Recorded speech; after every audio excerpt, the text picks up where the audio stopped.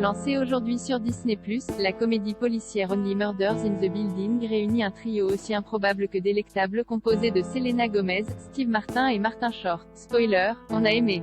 De quoi ça parle? Trois inconnus, obsédés par les affaires criminelles, se retrouvent liés à un meurtre dans la vie réelle et décident de résoudre le cas. Only Murders in the Building, une série créée par Steve Martin et John Hoffman avec Selena Gomez, Steve Martin et Martin Short.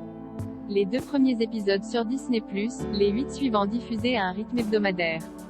C'est avec qui? Cette comédie policière pétillante, oui pétillante même s'il y a des meurtres, se présente avec un atout redoutable, son trio de choc, inattendu et merveilleux. Selena Gomez tient ici son premier rôle majeur dans une série depuis Les Sorciers de Waverly Place. Elle y joue Mabel, une jeune femme qui ne dévoile pas son jeu. Face à elle, Steve Martin, qu'on ne présente plus, un ticket pour deux, le père de la mariée, interprète Charles, un acteur en fin de carrière. Il retrouve son ami Martin Short qui interprète Olivier, un producteur déchu de Broadway. Ils ont en commun d'habiter le même immeuble et d'être accros à un podcast de true crime. Il n'en fallait pas plus pour faire équipe. Ça vaut le coup d'œil. S'attendait-on à voir Selena Gomez, Steve Martin et Martin Short former un trio infernal dans une comédie policière?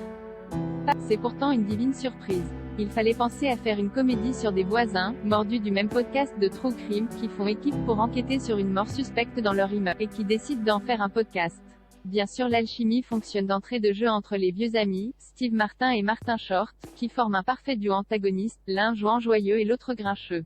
On vous laisse deviner qui joue quoi. On était moins sûr de voir cette harmonie cabotine perdurer avec Selena Gomez. Mal nous en a pris. La chanteuse, bien que sensiblement plus jeune, a su trouver le ton juste pour ne pas faire dissonner cette drôle de troupe. Le scénario évite les clichés sur la différence générationnelle et en joue plutôt habilement. Aussi bien qu'un podcast puisque la passion pour les podcasts de true crime semble être le moteur de la série, il fallait que celle-ci soit à la hauteur, et c'est le cas. Only Murders in the Building distille savamment son mystère en jouant consciemment sur le registre, la construction narrative se base sur celle des podcasts et on se laisse très vite prendre au jeu. Plus poétique que burlesque, la série sait apporter sa petite touche de surprise à chaque épisode. L'ensemble repose sur le décalage entre les personnages principaux et leur complicité malgré tout. Et l'aspect comique est propulsé par leurs ambitions ou leur secret personnel à vouloir absolument résoudre ce meurtre. Le tout est suffisamment bien assemblé pour tenir le spectateur en haleine.